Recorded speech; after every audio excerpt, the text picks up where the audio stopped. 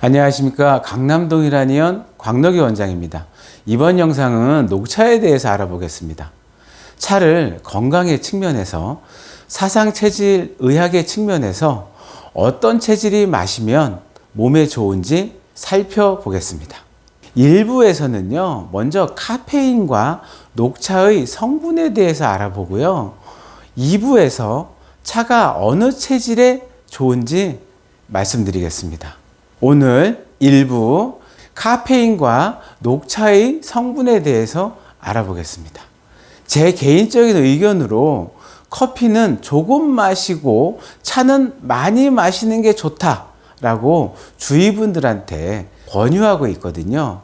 이때 커피와 녹차가 모두 카페인이 들어있는데 왜 커피는 적게 먹고 녹차는 많이 마시라고 하느냐라고 질문이 종종 돌아옵니다.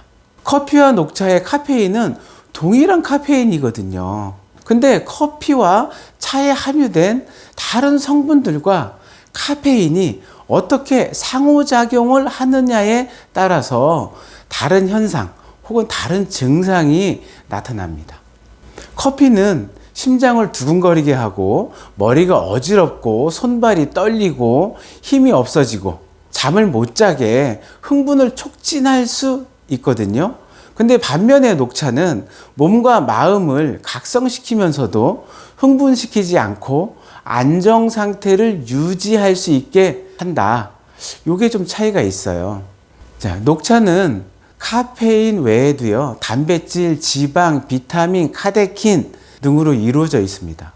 단백질, 아미노산 계열인 테아닌, 그리고 카테킨이 카페인과 만나면 심장의 흥분, 근육의 경련, 수면장애 현상을 억제시켜서 차분한 정상 상태로 돌려놓는다고 합니다. 즉, 녹차 성분 중에 카테킨과 테아닌이 카페인과 만나면 상호 협력? 이런 반응을 해서 안정시키는 효과가 있다. 이렇게 이해하셔도 될 것 같아요. 그래서 산속에서 수양하는 스님이나 돌을 닦는 수도자들은 마음을 차분하게 가라앉혀야 되잖아요. 그래서 녹차와 홍차를 더 많이 마시지 않나 이런 생각을 하고 있습니다. 여기서 커피와 녹차의 카페인 화학 구조식이 다르다라는 것을 한번 잠시 살펴보겠습니다. 자, 카페인의 화학 구조식입니다. 대학교 때 생화학 수업 이후로 처음 화학 구조식을 봤거든요. 정말 낯설었어요. 자, 카페인은 벌집 모양의 구조식, 우리가 벤젠 구조식이라고 그러죠. 벌집 모양의 구조식에 CH3가 3개 붙어 있습니다. 여기 이렇게 3개죠. 녹차, 홍차에 있는 카페인은요, 진짜 카페인 외에 유사 카페인인 테오필린, 테오브로마인, 그 다음에 파라잔틴이 더 있습니다. 각각의 화학 구조식을 살펴보면 서로 다른 부위에 CH3 하나가 카페인보다 없다는 것을 알 수 있어요.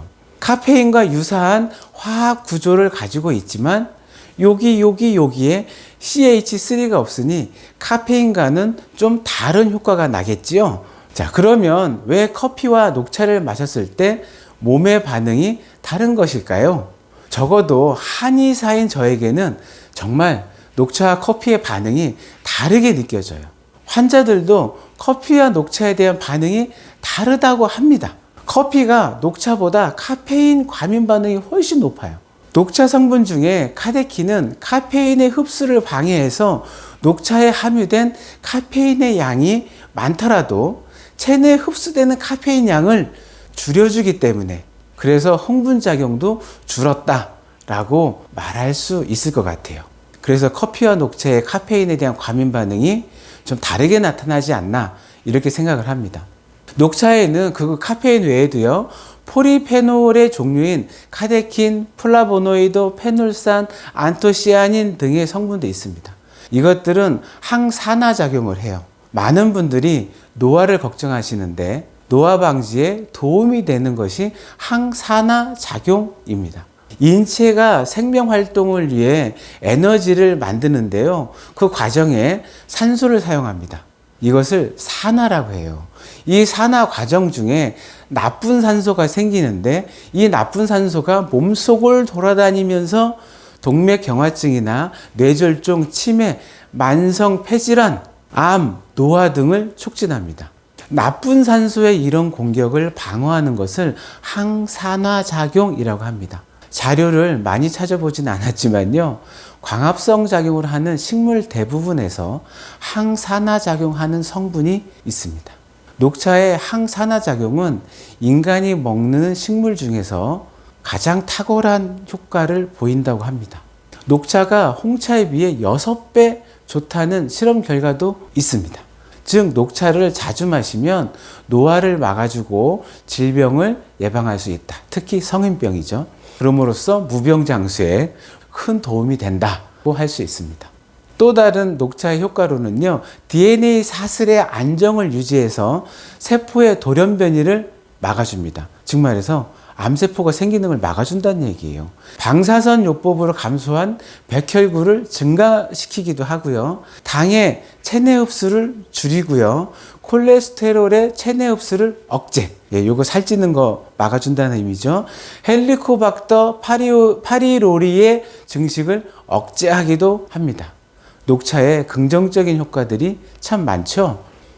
카페인 음료를 많이 마신 여성은요, 월경 증후군이 더 심하다라는 부정적인 효과에 대한 임상실험 효과에 관심 있으신 분들은 도원석 씨가 쓴 한의학으로 본 차의 건강, 이 책을 찾아보시면 이 이야기의 출처가 어딘지 그 원 논문을 찾아보실 수 있습니다. 커피와 녹차에 대한 제 생각을 정말 비유적으로 표현해 보면요, 커피는 경사가 급한 언덕을 막 급하게 뛰어 올라가는 것과 같아가지고 기운이 약한 사람들과 심장이 약한 사람들한테는 강한 부작용이 생기고요. 녹차는 완만한 고갯길을 뒷짐지고 유유자적 랄라룰루 하면서 올라가는 것과 같아서 부작용이 거의 없다. 이렇게 한번 말씀드려도 될 것 같아요. 저희가 사람을 만나면 차 한잔 할까? 이렇게 얘기하잖아요. 차는 원래 녹차, 홍차 등의 차를 가리키는 말인데 요즘은 모든 음료수를 가리키는 마시는 것의 대명사로 쓰이고 있습니다. 그만큼 녹차나 홍차는 한국, 중국, 일본의 역사와 같이 하고 있다는 의미죠. 그래서 차를 마시자 그러면 마시는 것이라는 의미로 쓰인다는 겁니다. 이 영상을 준비하면서 김세리, 조미라가 쓴 차의 시간을 말하다 라는 책을 읽게 되었는데 차에 대한 역사와 차에 내포된 인문학적인 맛과 향을 정말 깊게 넓게 느낄 수 있게 해주었던 책이었습니다.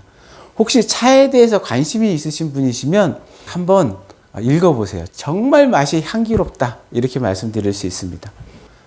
다음에는요, 녹차는 어느 체질에 적합한지에 대해서 한번 말씀드리겠습니다.